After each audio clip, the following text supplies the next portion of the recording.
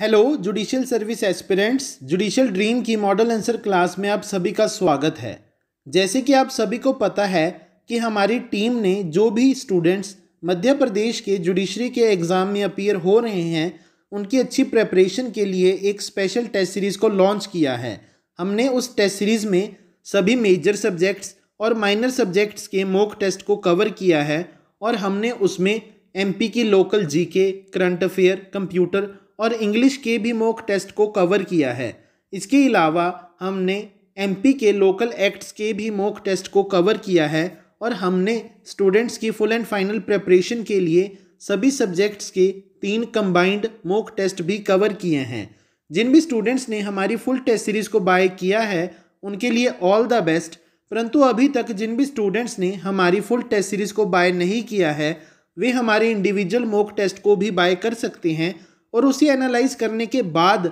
यह डिसाइड कर सकते हैं कि उन्हें हमारी फुल टेस्ट सीरीज़ को बाय करना चाहिए या बाय नहीं करना चाहिए। और अगर उनके मन में कोई भी डाउट है तो वो हमारे ब्रोशर में से हमारी टेस्ट सीरीज़ की सारी डिटेल को पढ़ सकते हैं और अगर फिर भी कोई डाउट रह जाता है तो वो हमारे ब्रोशर में दिए हुए कॉन्टैक्ट नंबर पर कॉल करके उस डाउट को कभी भी क्लियर करवा सकते हैं। चलो अब हम अपने आज के मॉडल आंसर को डिस्कस करते हैं। जो आज का मॉडल आंसर है वो बड़े ही इंपॉर्टेंट टॉपिक्स पर है और किसी भी एग्ज़ाम में एग्जामिनर आपको उन क्वेश्चंस पर शॉर्ट आंसर लिखने के लिए कह सकता है। जो आज का मॉडल आंसर है वो कॉज ऑफ एक्शन और essentials of a civil suit पर बेस्ड है।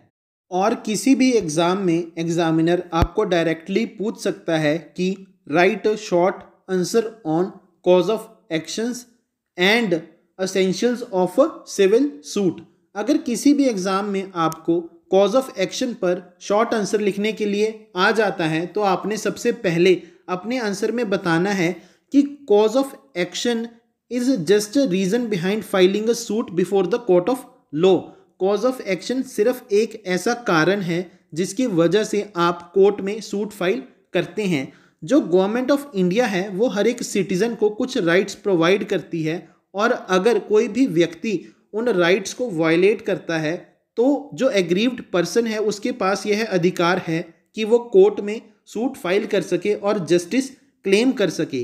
तो जो वह राइट है और जो उसका वायलेशन है वो ही कॉज ऑफ एक्शन माना जाता है। In the leading case of read versus brown जो ऑनरेबल कोर्ट है उसने कहा था कि जो कॉज ऑफ एक्शन है वो कुछ ऐसे सर्कमस्टांसिस हैं जिसकी वजह से आप कोर्ट में सूट फाइल करते हैं। यह एक ऐसा फैक्ट है या फिर ऐसे सेट ऑफ फैक्ट्स हैं जो आपके कोर्ट में सूट फाइल करने के राइट को एस्टेब्लिश करते हैं और जिसकी वजह से आप कोर्ट से कुछ भी रिलीफ क्लेम करते हैं। So basically cause of action is nothing but a right and violation of that right. अगर कोई भी व्यक्ति आपके राइट को वायलेट कर देता है तो आपके पास कोर्ट में सूट फाइल करने का कारण है जिसे हम कॉज ऑफ एक्शन कहते हैं। जो कॉज ऑफ एक्शन है वो एक सूट में बड़ा ही इंपॉर्टेंट रोल प्ले करता है क्योंकि जो कॉज ऑफ एक्शन है उसकी वजह से ही जो कोर्ट है वो एक डिसीजन दे सकती है और वह यह डिटरमाइन कर सकती है कि किस पार्टी के ऊपर बर्डन ऑफ प्रूफ लाइज करता है। और अगर जिस पार्टी के ऊपर बर्डन ऑफ प्रूफ लाए करता है वो अपने बर्डन ऑफ प्रूफ को फुलफिल कर देती है और वो यह प्रूव कर देती है कि उसके पास एक अधिकार था और दूसरे व्यक्ति ने उस अधिकार को वायलेट किया है तो जो कोर्ट है वो उस पार्टी की फेवर में डिसीजन दे सकती है। परंतु अगर जो एग्रीव्ड पार्टी है वो अपने बर्डन ऑफ प्रूफ को फुलफिल नहीं कर पाती और वह यह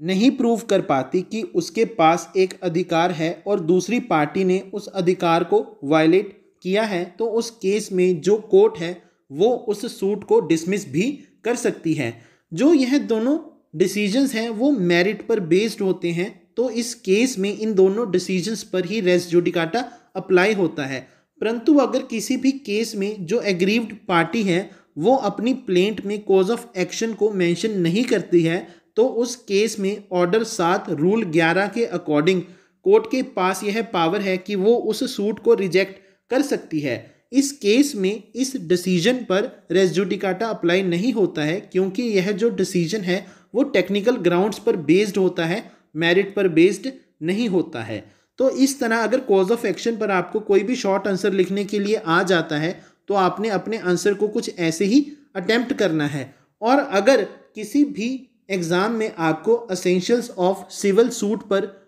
एक शॉर्ट आंसर लिखने के लिए आ जाता है तो आपने अपने आंसर में सबसे पहले बताना है कि कॉन्स्टिट्यूशन ऑफ इंडिया के अकॉर्डिंग जो भारत की सरकार है वो हर एक सिटीज़न की गार्डियन है, और बीइंग अ गार्डियन यह सरकार की जिम्मेदारी है कि वो हर एक पर्सन के लीगल राइट्स को प्रोटेक्ट करे। परंतु अगर कोई भी व्यक्ति किसी दूसरे व्यक्ति के लीगल राइट को वायलेट कर देता है, ब्रीच कर देता है, तो उस केस में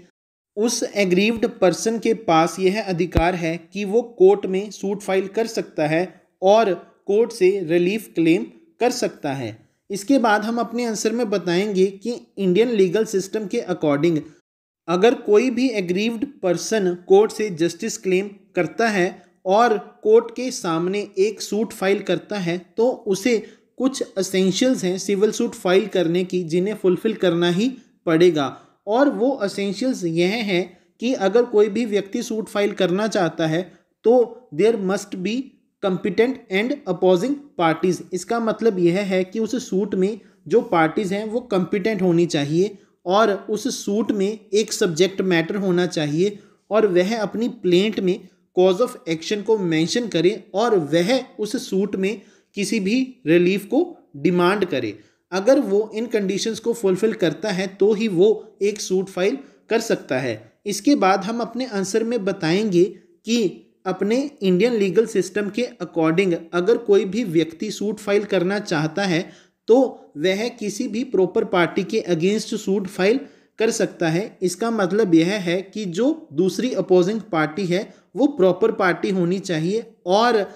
एग्रीव्ड पर्सन के अकॉर्डिंग उस पार्टी ने उसका राइट वायलेट किया होना चाहिए। अगर उसके अकॉर्डिंग अपोजिट पार्टी ने उसका जो राइट वायलेट किया है तो ही वो उस पार्टी के अगेंस्ट सूट फाइल कर सकता है। इसके बाद हम अपने आंसर में बताएंगे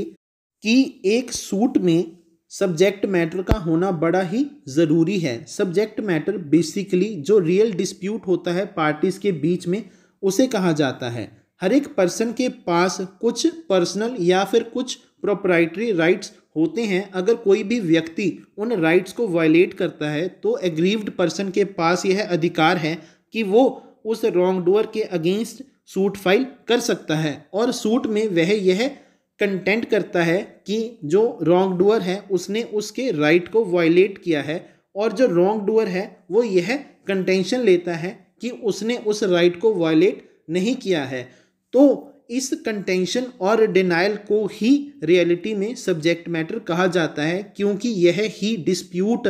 सूट फाइल करने का कारण होता है और कोर्ट इस ही डिस्प्यूट को सॉल्व करती है। इसके बाद हम अपने आंसर में बताएंगे कि अगर कोई भी पार्टी सूट फाइल करना चाहती है तो उसके लिए यह लाजमी है कि वो अपनी प्लेंट में कॉज ऑफ एक्शन को ज़रूर मेंशन करे। इस आंसर को डिस्कस करने से पहले जो कॉज ऑफ एक्शन के आंसर को डिस्कस किया था उसमें यह बताया गया था कि कॉज ऑफ एक्शन का मीनिंग क्या है, तो आपने सेम मीनिंग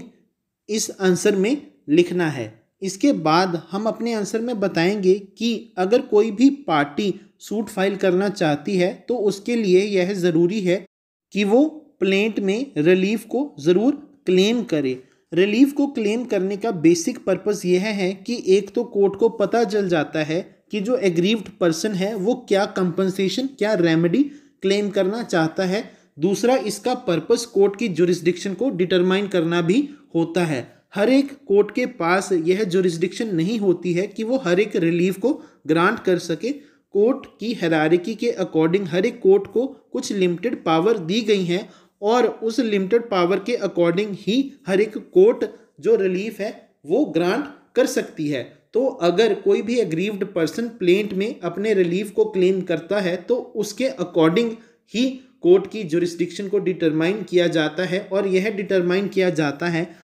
कि जिस कोर्ट में वह सूट फाइल कर रहा है उसके पास यह पावर है, यह जुरिस्डिक्शन है कि वो उस रिलीफ को ग्रांट कर भी सकता है या नहीं कर सकता। अगर उस कोर्ट के पास यह पावर है कि वो उस रिलीफ को ग्रांट कर सकता है, तो उस केस में जो कोर्ट है वो उस सूट को एक्सेप्ट करेगी, अदरवाइज जो कोर्ट है वो उस सूट को रिजेक्ट भी कर सकती है। तो इस तरह अगर किसी भी व्यक्ति ने सूट फाइल करना है तो उसे इन सब कंडीशंस को फुलफ़िल करना ही पड़ेगा, और अगर वह इन सब कंडीशंस को फुलफ़िल करता है तो ही वो एक सूट फाइल कर सकता है। तो इस तरह अगर आपको किसी भी एग्ज़ाम में ये क्वेश्चन पूछा जाता है तो आपने अपने आंसर को कुछ ऐसे ही अटेम्प्ट करना है। और अगर आप इस आंसर की पीडीएफ चाहते हैं या फिर हमारे आने वाले अगले आंसर्स की पीडीएफ चाहते हैं, वो आपको संडे टू संडे प्रोवाइड करवा दी जाएंगी। और अगर आपको हमारी कंसेप्ट क्लासेस समझ में आ रही हैं और आप इन्हें पसंद भी करते हैं, तो आप हमारी हर एक वीडियो को शेयर करें, हमारे चैनल को सब्सक्राइब करें, फॉलो करें। और जिन भी स्टूडेंट्स ने अभी तक हमारी फुल टेस्ट सीरीज़ को बाय नहीं किया है, वे हमारे मध्य प्रदेश के इंडिविजुअल मॉक टेस्ट को भी बाय कर सकते हैं और उसे एनालाइज करने के बाद यह डिसाइड कर सकते हैं कि उन्हें हमारी फुल टेस्ट सीरीज़ को बाय करना चाहिए या बाय नहीं करना चाहिए। और अगर उनके मन में कोई भी डाउट है तो वो हमारे ब्रोशर में से हमारी टेस्ट सीरीज़ की सारी डिटेल को पढ़ सकते हैं। और अगर फिर भी कोई डाउट रह जाता है तो वो हमारे ब्रोशर में दिए हुए कॉन्टैक्ट नंबर पर कॉल करके उस डाउट को कभी भी क्लियर करवा सकते हैं। Thank you.